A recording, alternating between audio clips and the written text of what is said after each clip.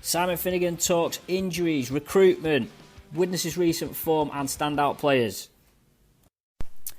Hello and welcome to Widnes Rugby Chat episode 51. Apologies, it's been a few weeks since the last episode. I had to isolate for the middle of the month and I missed the Sheffield game, although I watched it on our league, of course. Widnes' recent form has been good, despite the defeat to Featherstone in the 1895 Cup semi-final. A lot of positives taken from that match, and that's fed into the following matches as well. Unlucky to lose at home to London Broncos, and then of course leading up to that brilliant win at Odsal on Sunday away at Bradford. In this episode of the podcast, I've caught up with Simon Finnigan for a chat for the first time in a few weeks, and he talks all about that win over Bradford, gives an update on the injury situation involving the likes of Logan Tompkins, Conor Dwyer and a few others, and then looks ahead to another important trip to Yorkshire this weekend against Halifax. Thanks as always to the sponsors of the podcast, which PD Law Solicitors, Arnold Gorse Financial Management, Parklands and Whistle. I'll go straight into the interview. No more from me in this episode. You'll be glad to hear just me asking questions to Simon Finnigan. Please do, as ever, like, subscribe, comment wherever you see the podcast. And don't forget to leave a comment too. Let us know what you think of the interview and of course anything you want to see in any future episodes. The stamp duty holiday is being extended on all properties until the end of June. So if you're thinking of moving house, make sure you instruct your local solicitors, PD Law, for all your conveyancing needs. So you must have been really pleased with the performance at Bradford and the result, of course. Yeah, I was. I mean, I spoke after. I thought, in terms of our performance, yeah, it was really good. I thought, our defence was really good. They tested us quite early on. I thought they had a few good ball sets, but we seemed to hold up to that. And again, I thought overall that was probably a really good performance. What did you make of the pitch situation? Did you talk about that before the game, or? Well, I mean, we put the dimensions onto our pitch, so we trained on the Friday with the dimensions from the Bradford pitch. But I mean, in all honesty, I think they suffer from it as well. I think they would much prefer a wider pitch, considering some of the attacking threats they've got. I don't think it suits them at all. But I mean, it is what it is, isn't it? It's not ideal, but it just probably disrupts the flow of the game for both teams. I don't think you get a proper, genuine spectacle of what teams could really do, their capacity in attack. But again, I think it really affects them as well, because I'm sure with the players they've got, they'd like to open the pitch up a little bit more, especially with Pickersgill out the back and people like that. I don't think you're seeing the best of him. Yeah, because I watched the game from behind the post, so obviously I could see it probably, obviously more perhaps than what you could maybe see from the side. And it almost felt like as soon as the ball went out to a pivot or a halfback, it was almost like they didn't have any more space to do anything. So like you say, whereas normally you'd have the fullback coming around the outside, he would have literally been on the touchline if he'd have come round. That's almost what it felt like. But it seemed that you were trying to do a few inside ball moves and stuff. And old Jack went on the inside a few times. So you could sort of see that you'd work. But in many ways, did it suit you, the forwards as well, in terms of your middles, because everything was a lot tighter? Did that suit you a bit more? Yeah, possibly. But then I thought the areas that they broke us down a little bit was around them areas. I thought our concentration at times let us down a little bit around them areas. But our players, they're good at adapting to the scenarios. We trained a little bit about different things on how we can break them down a little bit because of the size of the pitch. But again, we've got some really good players that when they're out there, they can understand the game. And if it's not working, they'll find ways to come up with the right plays. So I think, and when you look back at probably how they perform, they were probably a little bit more rattled with it, to be honest. I think they've got a youngish team. We have as well, but we probably got a little bit of experience in the areas they didn't. And that sort of told, because I thought our older players really adapted well to the type of game it was.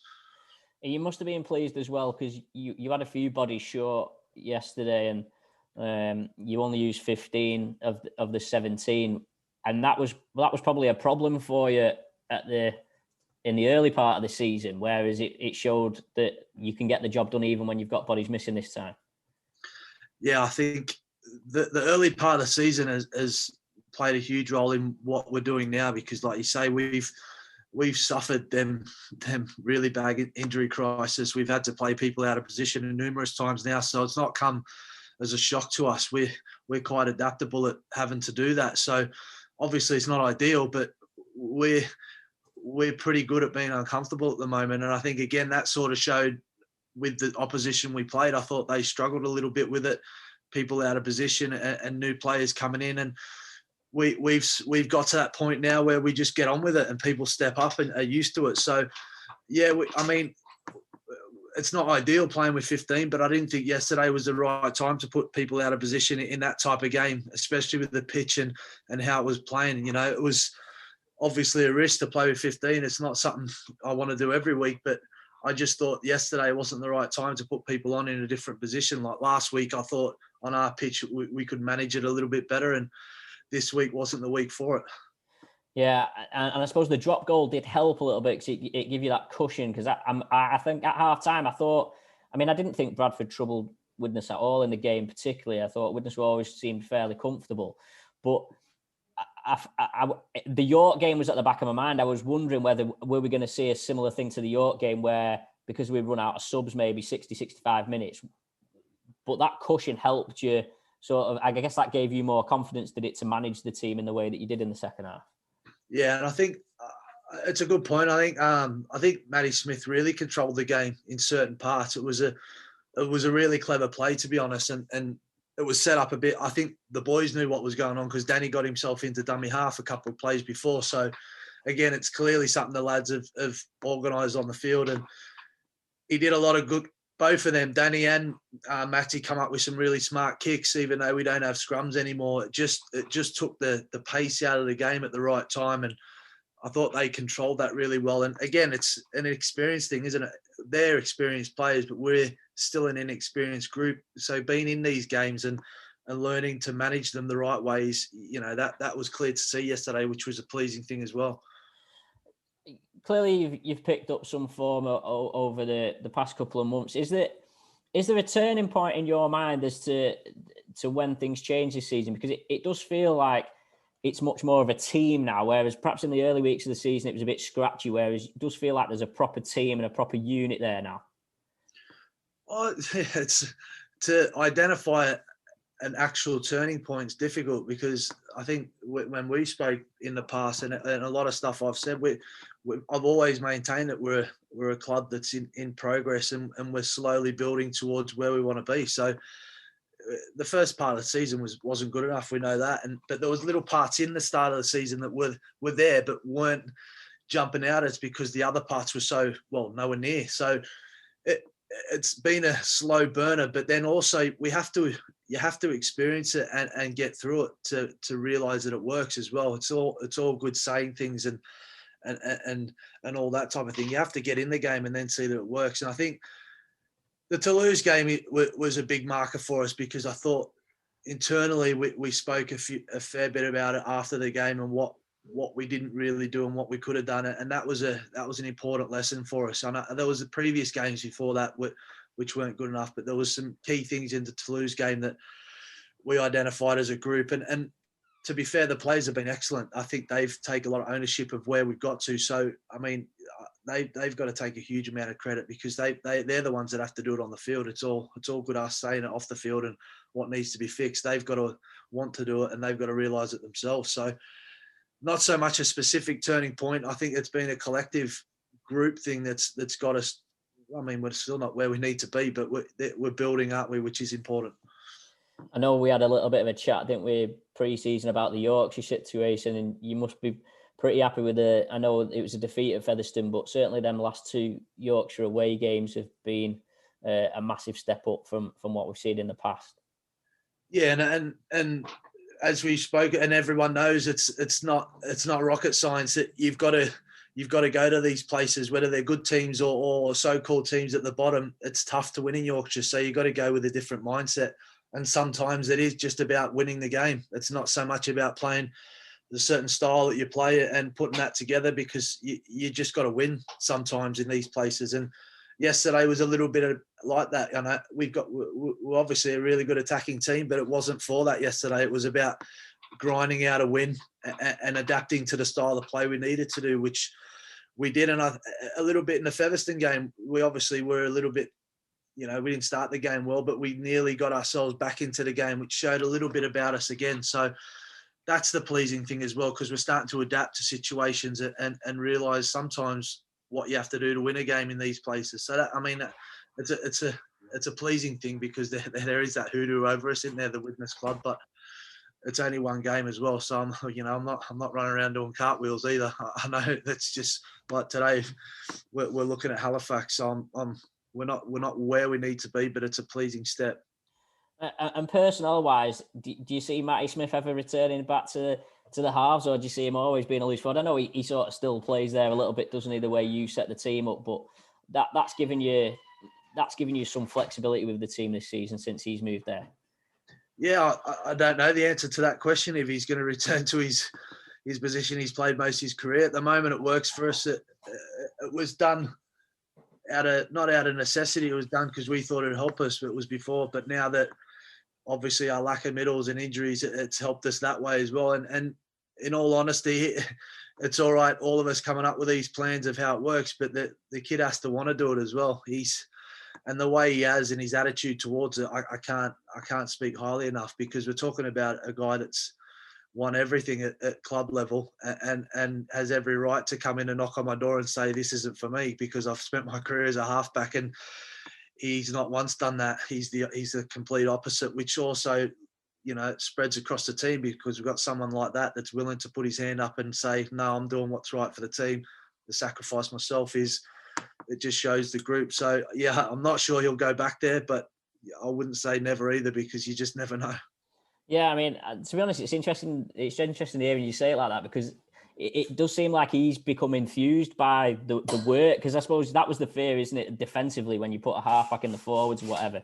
But he almost seems to have relished that, almost getting his hands dirty in defence. Well, that's just him, isn't it? There's going to be parts in the game, and we can see that he's going to suffer, but that's playing in the middle. Even people that have played in the middle their whole career, they suffer in there. So it is the type of group we've got. He's willing to do it because he knows it's better for the team. And if he's got to suffer a little bit more, then he has to do that. But that's spreading across everyone. Every week I've got people saying, put me there, because they know the situation we're in. So they just say, well, I'll play wherever you want me to. If that's going to work, that's how we do it. So in a strange way, it's helped us what's happened. But, I can't credit him and the team for enough for that, because like I say, he's got every right to knock on my door and say, this isn't for me, but he's just not that type of person. How pleased have you been with Adam Lawton, and especially in the last 2 months, he's just kicked on to probably the level that everyone sort of knew he had the potential to be at? Yeah, I'm really pleased.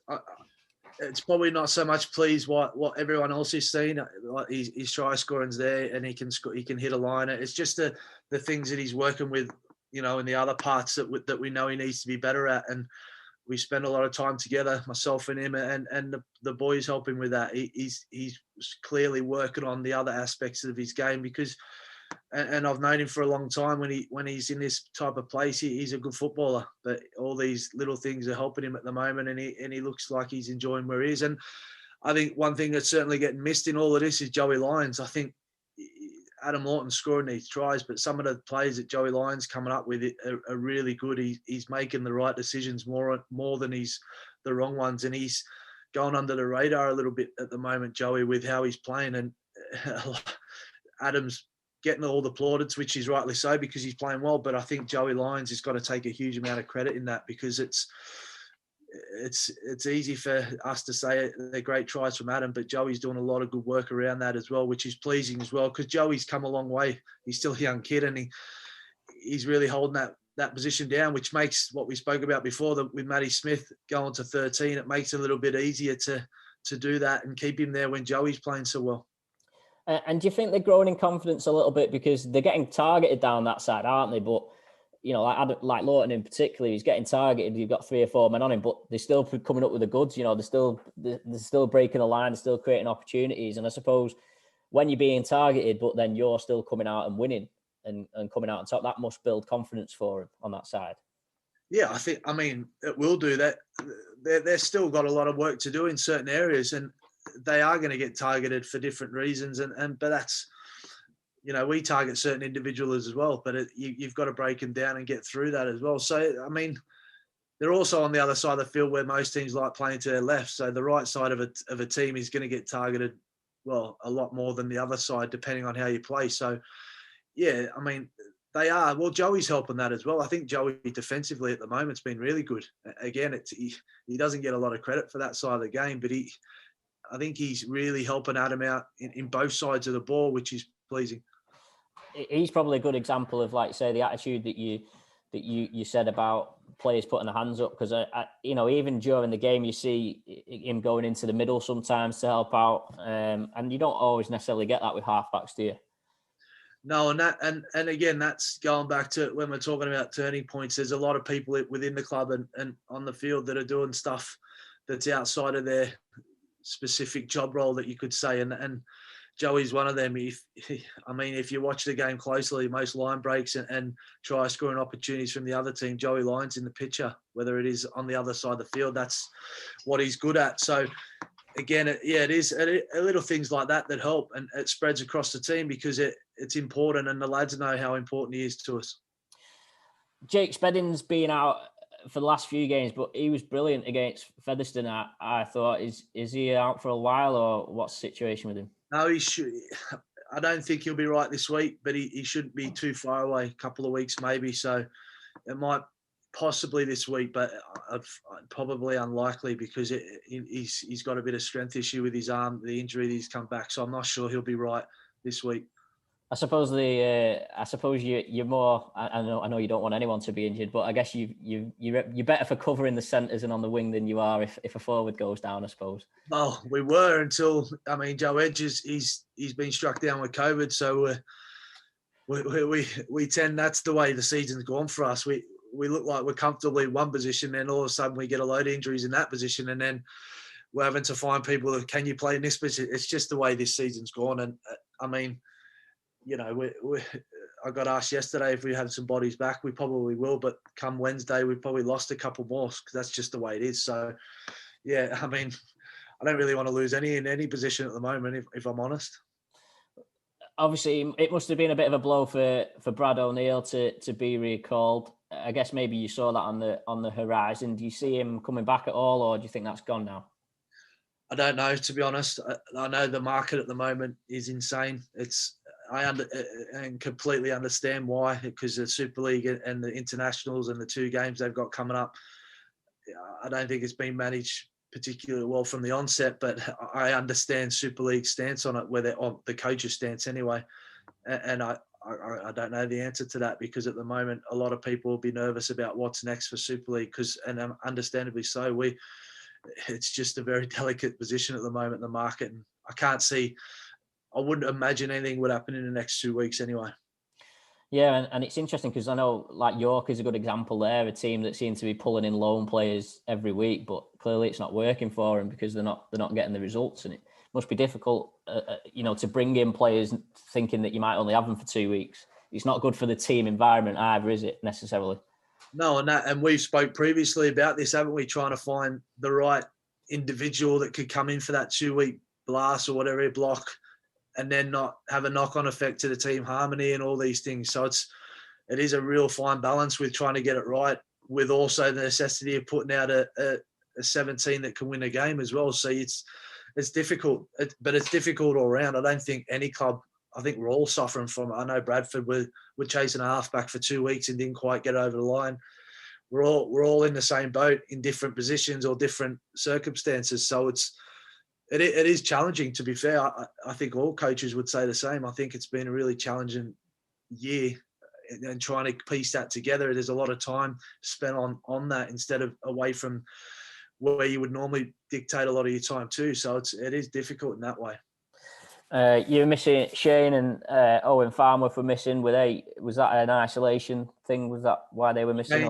Shane was in work, so he's obviously on different shift patterns. He moves his work around to try and get different games, but he's lost out on some of his favours from previous games. So he missed through work. He'll be back this week. Owen Farnworth could be back this week, more than likely back next week. So we're in a decent place considering, I know we only play with 15 on the weekend, but it is like a jigsaw puzzle. We're trying to manage people through, and then we know what people might be coming back. But yeah, at the moment, we're not in a bad place, even though we only play with 15. We've got hopefully some bodies coming back that will strengthen us over the next couple of weeks. Is Calum O'Neill and Conor Dwyer, are they part of that? Where are they up to? They've at the moment, they won't be with us for the not too distant future. They've still got some other things they're trying to sort out. And then Logan, I guess, has he made any progress with the rehab? Or Logan, he started running. Now this is the main part of where he's going to be at. He started his running. He's running more than he has before. Then we just got to take it week by week and see what setbacks. He's probably still 10 weeks off, I would imagine. So is he back around the team, or is he still sort of working individually? He comes in once a week, and then he'll train like when the lads are finished, because then he gets to spend more one-on-one time with the physio instead of it being dealing with the players that we got. But then he comes in at night and does all his stuff. So I mean, he's progressing, which is a plus. And so he's still, very much part of the plans for moving forward. I think he's on contract for next year, isn't he? And you've started handing out a few contracts as well, which must be good for that planning for next season as well. Yeah, and I mean that's the two we've handed out so far. One's on a 3-year deal, one's on a 2, which is pleasing because I think that's what we're trying to slowly build here. Some structures in place and looking forward, not just beyond year after year, because the club's in a really good place in terms of finance and what we're trying to do. And then we just got to make sure our recruitment and what we do around that within our squad and also from outside the squad is looking after the future, but also building a really good squad. So yeah, that was a pleasing one this week with Danny. So, because clearly on the field, he's a good player. He was excellent again yesterday, and we still think he's got quite a few years left in him, which is important. Do you expect most of the squad to stick around? Is that what you're hoping happens? Yeah, I would imagine the majority would. We're starting to speak to our own squad now within, and then we'll also look, but we're always looking outside as well. So I would imagine there won't be a huge turnover. And is that, are you involved in that process of identifying new players? I mean, is that anything you've talked about yet, or is that something that you have to wait for the fallout from Super League to happen first? Oh no, we've myself and the assistant Ryan and we sit down with Phil Finney quite a bit, and we'll piece together what that looks like and how we want it to look, and that's been ongoing for a while now. So we've got certain how we want the team to look going forward, and individuals that can help that certainly within and possibly outside. So that's ongoing. That's myself, like I say, Phil and Ryan. We've been on that for a while.